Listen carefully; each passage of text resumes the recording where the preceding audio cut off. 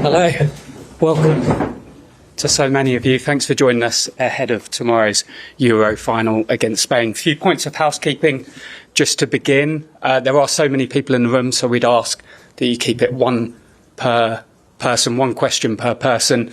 There's a simultaneous translation service in play, so if there are any questions from international media, they are very welcome. And to those who we're not familiar with, please introduce yourself with your name and outlet. We will take questions from the floor, and we'll begin with yourself, Anton from Sky Sports.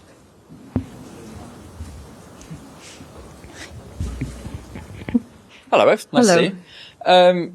Sarina, let's start with what we saw at training, and that was Lauren James. Did she get through the session? Is she available? And to you both, I suppose, what kind of impact can she make if she is available?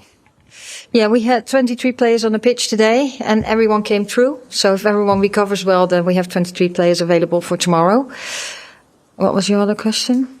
Oh, impact. Yeah, I think we have many players that can impact, and we know that she can have an impact too. So that would be nice. Thank you. We'll take a question from the front row. Did you want me to answer that as well? Yeah, no, I just echo what Sarina says. I think we have a team of talented players. Lauren brings something slightly different, just like the others. So obviously having that available is best case scenario for us. Martina Sorus from NRK Norway.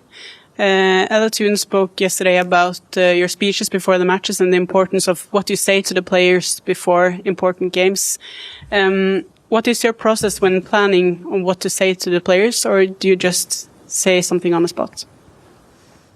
No, I don't really. I think about what I want to say, but that comes quite early before the game starts.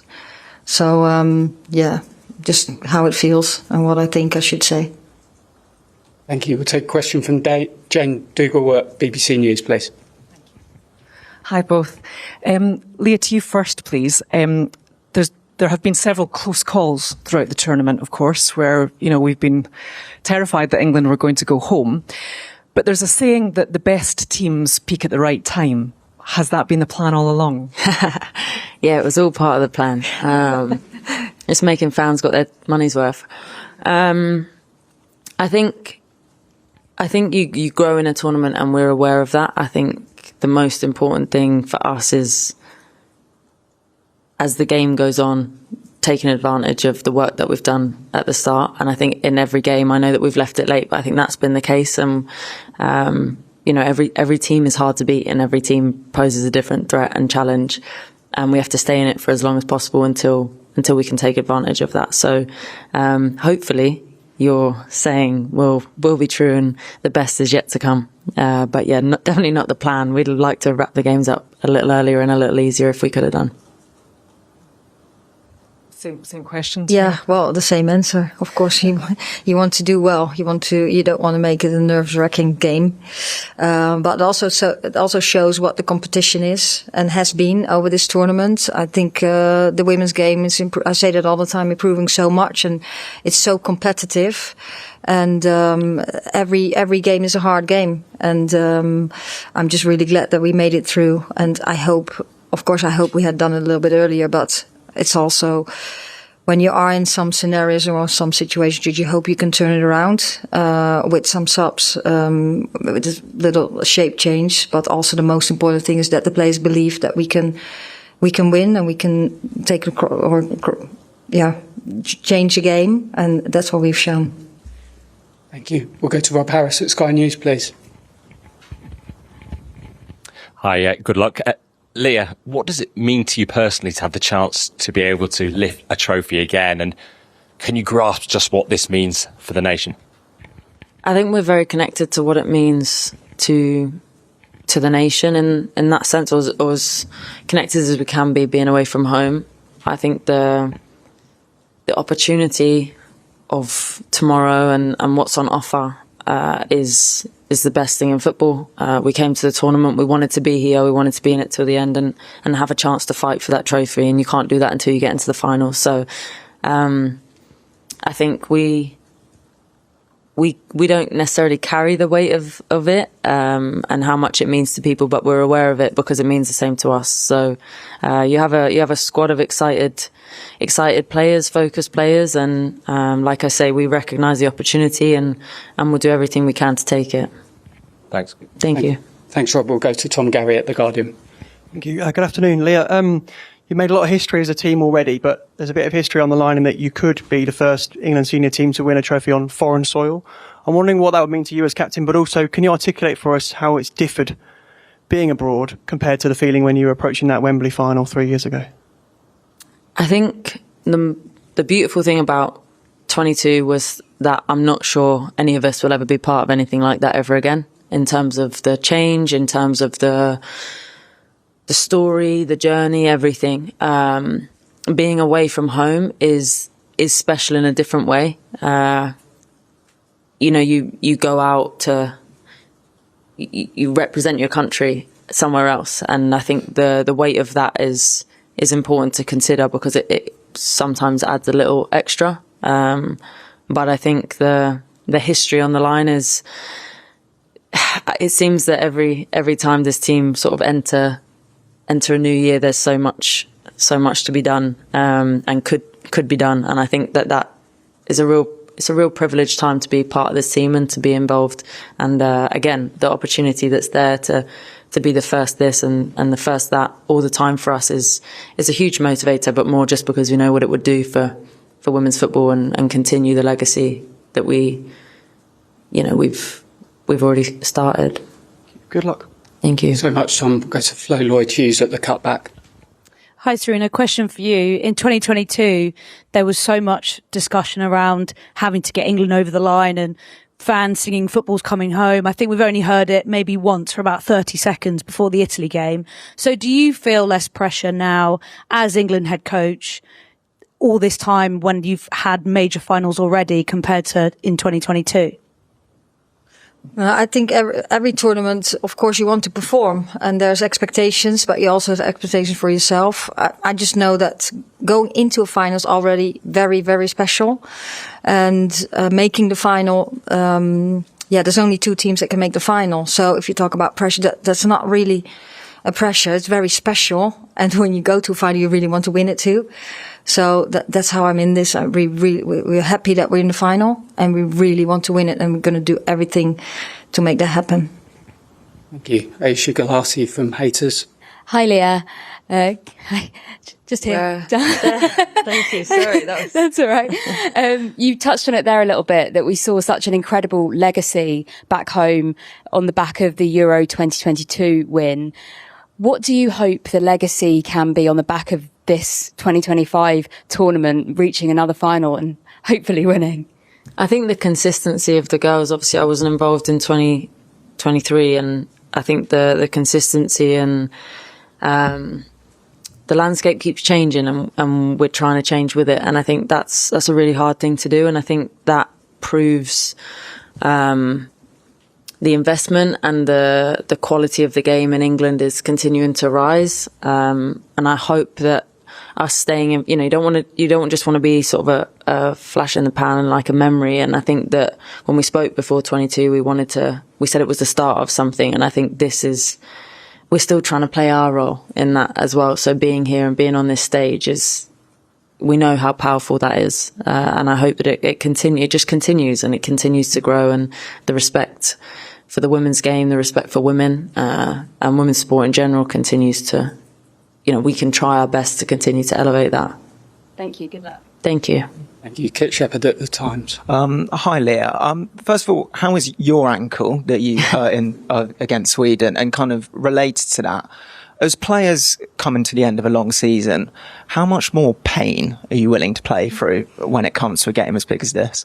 I can speak for every single member of the squad when I say we would play, as long as we get the green light, we would play through absolutely anything, and to be involved on this stage. My ankle's great. My mum actually rolled her ankle a couple of days ago, so she's taken all the attention away from me now.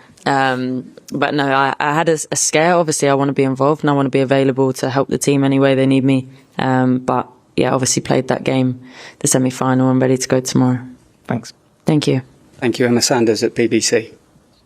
Hi both, good luck for tomorrow. Leah, just a question for you. Obviously Spain are world champions, and given the fact that they haven't lost a game in this tournament, some people have written off England throughout the tournament. I'd imagine some will write you off tomorrow and say that you're underdogs. What would you say to that? I think tomorrow we play a game against the world champions who continue to prove themselves over and over in the way that they play football. They're a fantastic footballing team. They're the best at what they do. And we're very much aware of that. We think that we're pretty good in some areas as well. So we need to be at our best to beat Spain. I think they need to be at their best to beat us too. But I think there's a lot of respect between the two teams, and I'd be hesitant to rule a clear underdog in this scenario. But ultimately, like I said, we go in against the world champions tomorrow. That's not an easy job. And yeah, we'll be as ready as we'll prepare ourselves as best we can for that challenge. Thanks, Emma. We'll go to Kat Lucas at the Eye. Thank you. Hi, Leah. 2 years ago, you watched the World Cup final in the stadium, but on the sidelines. Can you just talk us through the emotion of that and, the night before that game, how you were feeling and how that compares to now? It was awful. I think once you're part of a team, being on the outside, and I know how tired you are when you get to that stage, and how much a tournament takes out of you, and to be completely useless, that probably bothered me the most. But to sit with the families, knowing what they go through, and that actually makes me reflect on this tournament, and we haven't been very kind to them at all. But it's I think that feels like a really long time ago, which is probably a benefit for the whole squad. But yeah, anybody would give anything to be part of their team when they're going through moments like that. So it was tough. The only plus was sitting next to Jill, I suppose, and sharing it with somebody who knew what it felt like. Thank you. And Sarina, same to you. I mean, what does it mean to have Leah fit and available for you as your captain?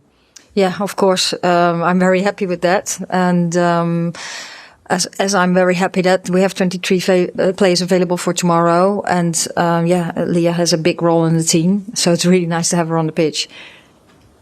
Thank you. Thank you. We'll go to Sophie Downey at Goals on the Ball, right at the back, please. Thank you. Thanks so much. Hey, just a question for you both. Obviously, a weird quirk of this schedule has been that you've faced Spain twice in the last 6 months. So I guess what was the biggest learnings from those ones? And is it a good thing that you kind of have that experience now?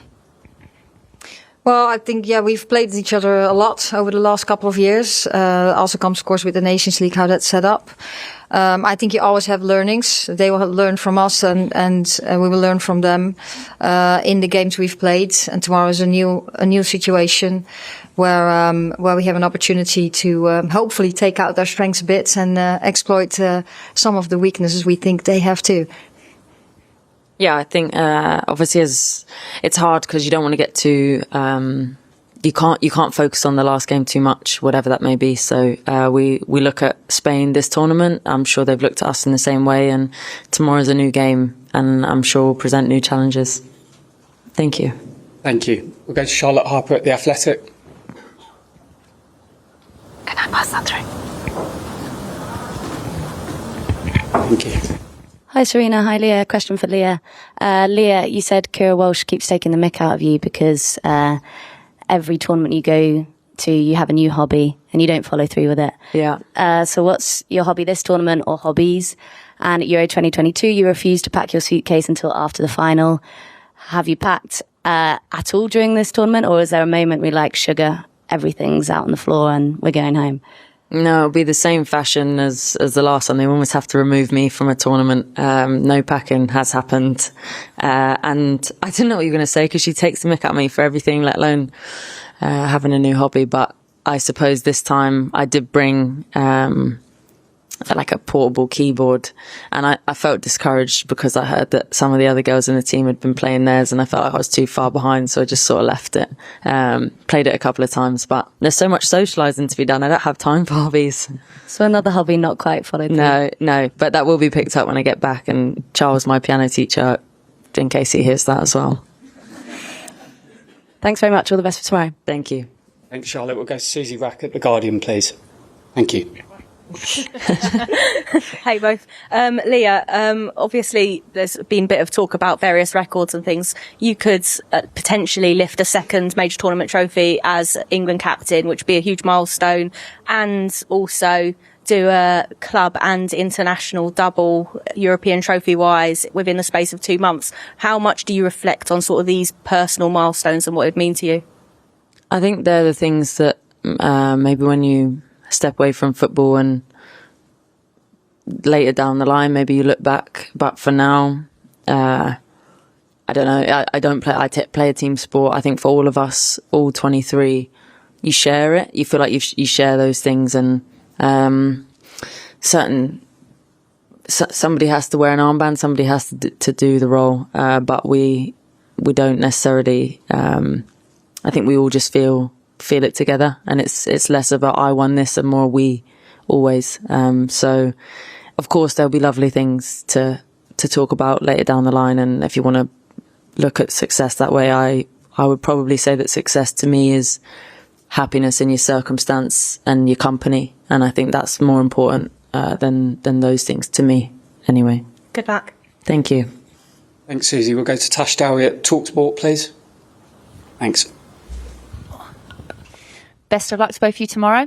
Sarina, bit of an odd one, but I want to get into your head because I think that there's been many a times this tournament where all of us probably in this room with minutes to go, having heart attacks, thinking that you're going home, and you just always seem so calm and cool on the sideline. And really in those moments, is a lot of your decision making instinctive? Is any of it pre-planned? Can you just kind of give us so that hopefully it doesn't go like that tomorrow, but when we are all having heart attacks, we exactly know what's going through your head?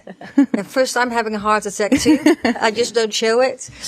No, yes, well, we want to be best prepared. So, that's in our style of play, but also we're trying to prepare on what can happen in the game and what do we need. And that's also how the squad is built. So on the 5th of June, we had a squad announcement, and then we figured out, okay, what player we might need in certain circumstances if we want to change things. And that's what we talk about all the time. And that's how we prepare for a game. So, we have spoken through all the scenarios, but then during the game, then it's a sense of what you think is necessary. And of course, there's continuous contact with the technical staff on the bench, but also with the staff, in the stands who inform us about everything.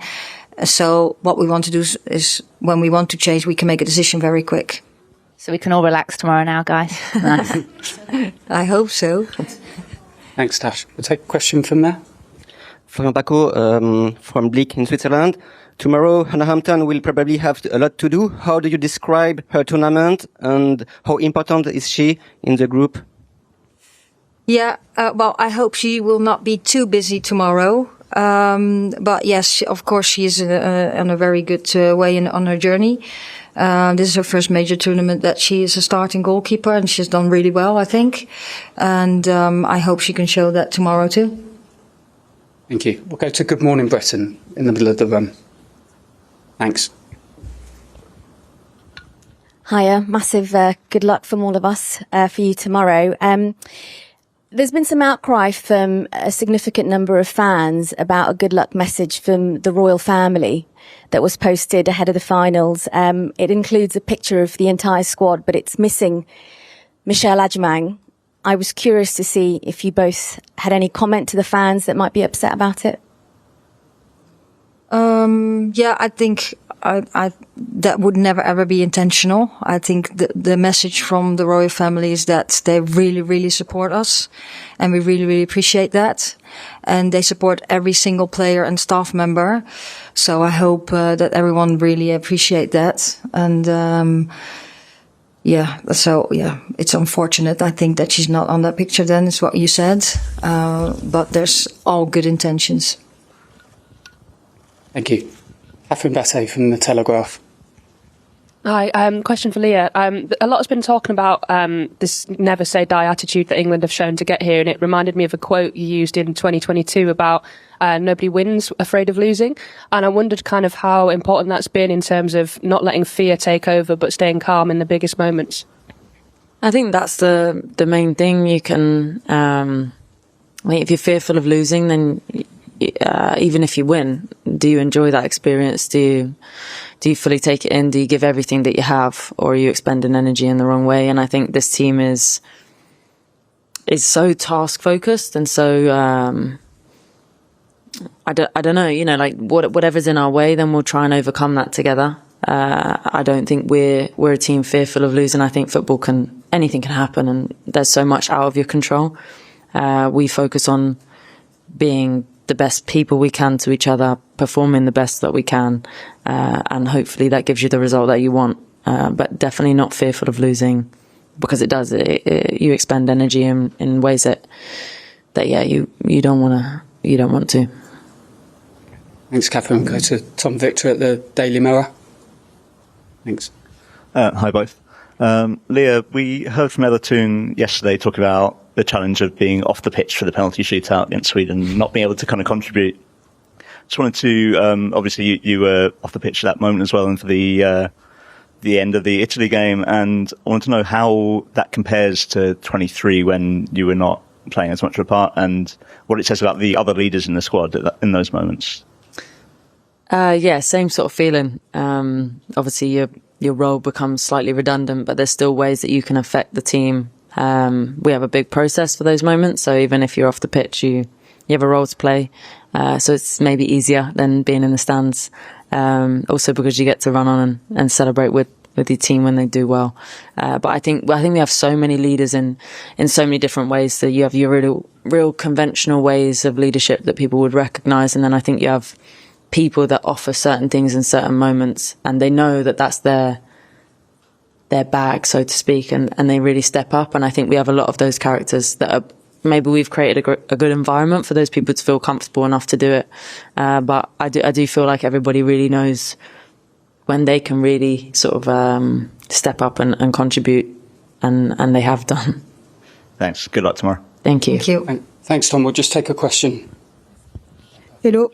Hello. I'm Siani Dalma from L'Équipe, the French newspaper. I read an excellent article in The Guardian that says that the team which play is semi-final in first has an advantage to win the final. Did you know that? And did you read this article? And what do you think about that? I do. Can you say it? Tom, we got. They want anything. Oh. Okay, I think I understand your question. What we just we played the semi-final first. What we just really enjoyed is that we had an extra day of rest after a very intense group stage where we had only 3 days in between every game and towards the quarterfinal. So we really used that extra day off, and hopefully that will help us tomorrow. Okay, thank you. We'll take a question in the middle row. Great. Good afternoon, both. I'm Maria Ticas from Diario Sport in Barcelona. I have one question for Leah. I have to ask you in Spanish. How is it to play with Mariona now that you know her? You are teammates, and if you have talked with her about this final. Thank you. I think Mariona is an exceptional player. I've loved her being my teammate at Arsenal.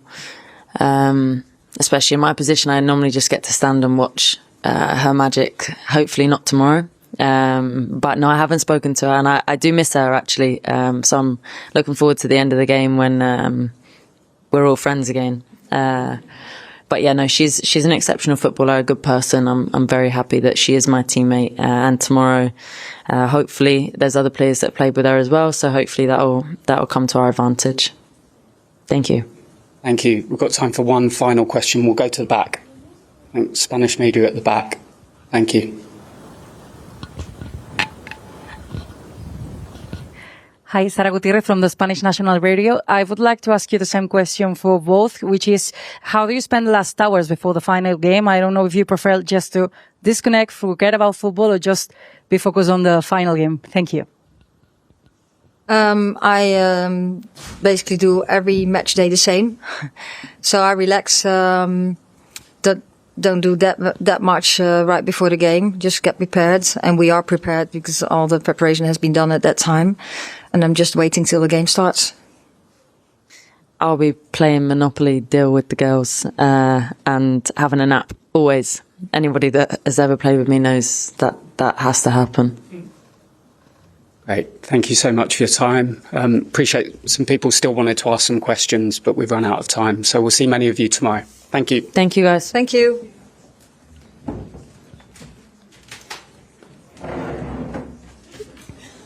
Let's just start like